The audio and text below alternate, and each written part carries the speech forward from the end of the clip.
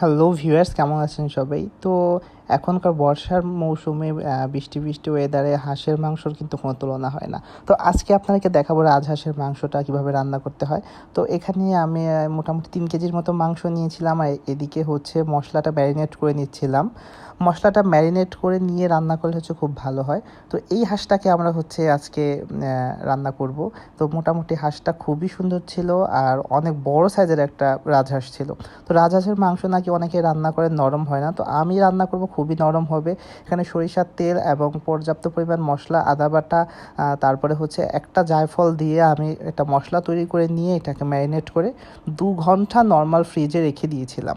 সাথে হচ্ছে আপনারা চাইলে কাঁচা পেঁয়াজও দিতে পারেন, পেঁয়াজ বাটা, রসুন বাটা, আদা বাটা অবশ্যই দিবেন, গরম মশলাটাও কিন্তু দিতে হবে।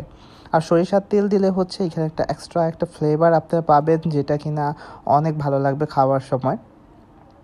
আবার 2 ঘন্টা পরে ফ্রিজ থেকে বের করে আবারও একটু মাখিয়ে নেব ভালো মতো। তারপরে হচ্ছে যে ভুলটা অনেকে করেন, আপনারা পেঁয়াজ আদা বাটা এটাকে ভেজে নেন না। আমি যেটা করব, আবারও সরিষার তেল দিয়ে এখানে পেঁয়াজ ভাজা ভাজা করে নিব, তারপর আদা বাটা দিয়ে কষিয়ে মাংসটা বসিয়ে দিব। আর খুব ঢেকে ঢেকে এটাকে আমি মোটামুটি রান্না করবো যতক্ষণ পর্যন্ত নরম না হয়। এটাকে খুব ঢেকে রান্না করলে খুব সুন্দর হয়ে এটা সিদ্ধ হয়ে যাবে। অন্য চুলায় হচ্ছে আমি খিচুড়িটা বসিয়ে দিয়েছিলাম, মোটামুটি আমাদের রান্না এখনই শেষ হয়ে যাবে। রান্নাটা কেমন হয়েছে কারণ? রান্না খুবই ভালো হয়েছে। সত্যি ভালো হয়েছে? মনে থেকে কোন নাকি মিথ্যা কথা? মনে থেকে। ওকে, ধন্যবাদ আমার রান্না খাওয়ার জন্য।